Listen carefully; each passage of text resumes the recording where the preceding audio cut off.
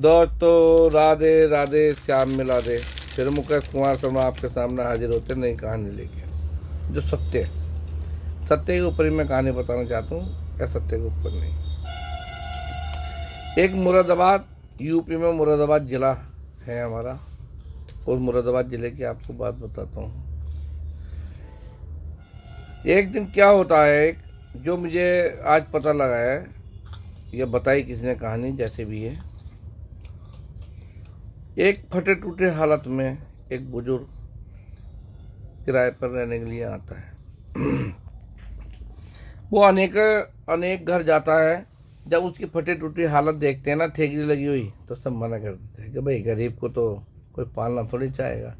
कोई जब ठेकी लगी हुई देखेगा ना, खुद ही मना कर देगा कि ये क्या पैसे देगा किराए के यार।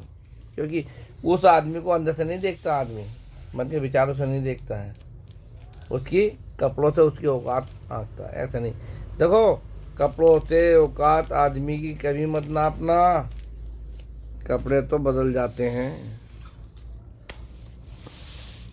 होली के रंग चेहरे पर लगते हैं और दिल के रंग जिगर में उतरते हैं। मेरे दोस्तों, जो दिल पर दिए हुए रंग होते हैं वो दिल में उतरते हैं, और चेहरे के रंग तो धुल जाते हैं। तो मैं यही बात बताना चाह रहा हूँ आपको। जब वो फटी टूटी हालत में, ये सत्य घटना है, हमारे रिश्तेदार के यहाँ पहुँचा। अब मैं यही बताना चाहता था। होता क्या है कि हमारे रिश्तेदारों ने बताया कि ये कोई ऐसी चीज़ बताता नहीं है कि ये 10 जगह है, ये न किसी ने। उन्होंने बताया कि मैं 10, 15, 20 जगह हुआ है कि किसी ने मुझे कोई भी किराए पर मकान देने से मना कर दिया, मेरी दूरदशा देख के। तो बेचारे बहुत अच्छे आदमी हैं वे। उनका जो था इलाके का काम था, इलाका यानी जो किस्त बांटते हैं, सेठ जी के पास वे लगे हुए थे।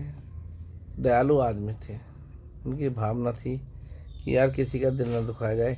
ठीक है, मेरे पास एक कमरा खाली पड़ा, भैया आप बुजुर्ग आप भी रह लो, हम भी रह लेंगे।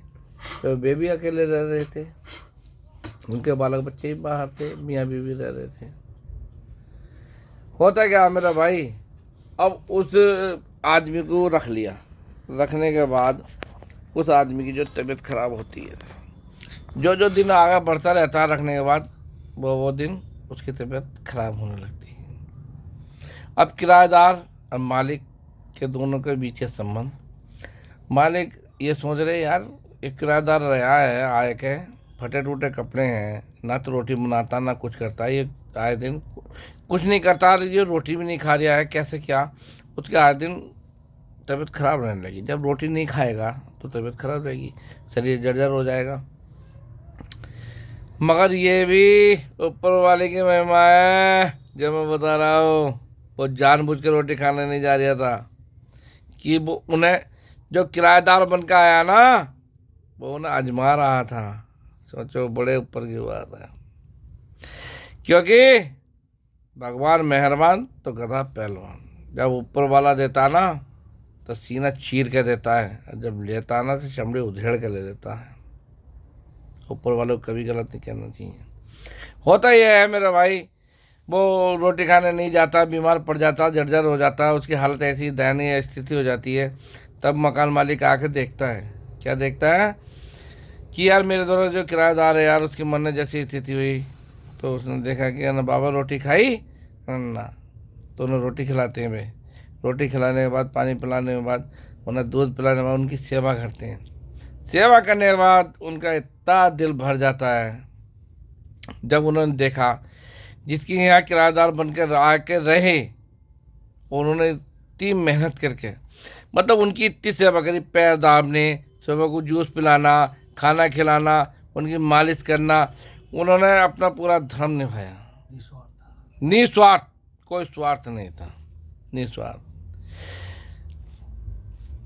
तब जब बुजुर्ग उनके यहाँ आया था, तो उसके दिल की भावना खिल उठी, आंखों में आंसू ले केला रो रहा कि यार, क्योंकि जो वो आया था फटे हालत में, वो अपना रूप बना के लेकर आया था कि फटे हालत में मैं जा रहा हूँ, तो मुझे कौन स्वीकार कर सकता है। या मुझे कोई मकान दे सकता ही नहीं। जो बोरी कंधे पे और थेगने लगे हुए आया हुआ था, तो उसे कौन स्वीकार कर सकता है। उन्होंने स्वीकार करा तो उन्होंने बहुत सेवा करी, तो उसके आंख में आंसू आते हैं। कोई बात नहीं। तब वो जो किराएदार उनके पास रहता था, तब उन्हें बुलाता है, किसे, मकान मालिक को, रात को उनकी घरवाली को, दोनों को बुलाता। आते हैं ना, हाँ बाबा बताओ, है ना, देखो तुमने मेरी सेवा करी है और तुमने सब कुछ करा है। मैं जानबूझ के रोटी खाने नहीं जा रहा था, हालत मैंने अपने आप खराब करी।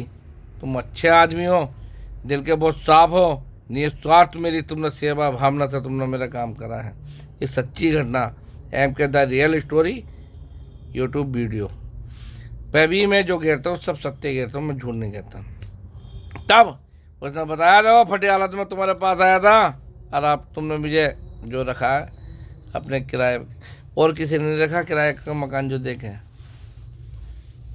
देख जो बोरी में लेकर आया हूँ फटी टूटी हालत में, उसमें 4 करोड़ रुपए लेकर आया हूँ वो तेरे। उस बुजुर्ग ने कहा कि मैं 4 करोड़ रुपए लेकर आया हूँ वो तेरे। क्यों? कि उसे लग गया कि मेरा जो अंतिम काम यही होना है भाई, ये अच्छे आदमी। वो पंडित बोला, अरे नहीं बाबा, 4 करोड़ रुपए तो आप हमें दे रहे हो, ये बताओ 4 करोड़ रुपए आप लाए कहाँ से। तब उसने रक्त पर हाथ रख दिया ना पंडित ने, कहाँ से लेकर आए।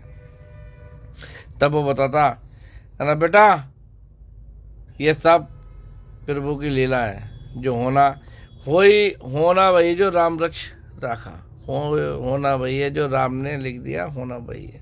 गुस्सा लगने लगा। वो बोला कि मेरी औलाद इतनी बेकार निकल गई कि मैं क्या करूं।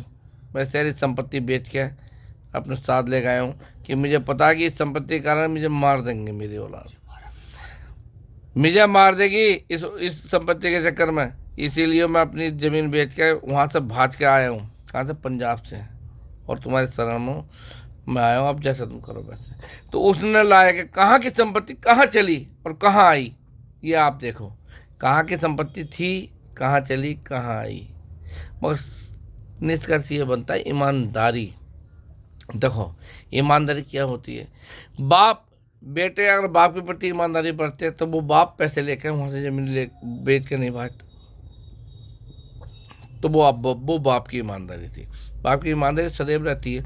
बाप कभी औलाद के बारे में बुरा नहीं सोचता, औलाद भले ही बाप के बारे में बुरा सोच ले। एक सच्चा मित्र होता है तो एक बाप होता है औलाद का, उसके अन्यथा पूरे जीवन में कोई सच्चा मित्र नहीं होता, तो उसके औलाद के लिए हमेशा सदैव अच्छा सोचता है। इसी साथ मैं कहानी का रूपांतर बताता हूँ, जो एंड है।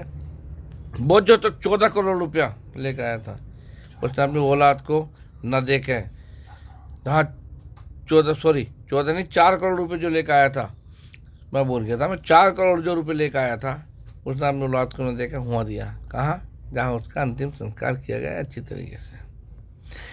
वो बुजुर्ग ज़्यादा दिन तो नहीं जिया, 1-1.5 साल जिया। जीने के बाद अच्छी तरह सेवा करी, फिर भी उन्हें मरते मरते दुआ दी जिसके यहाँ रहा, और सारे पैसे उसे दे दिया। तो भैया देखो ये कलयुग है, कलयुग में भी अगर तुम माँ बाप की सेवा करोगे तो ऊपर रहोगे, या नहीं करोगे तो नहीं रहोगे। ये मुकेश बताता है, हो ही वही जो राम रच राखा।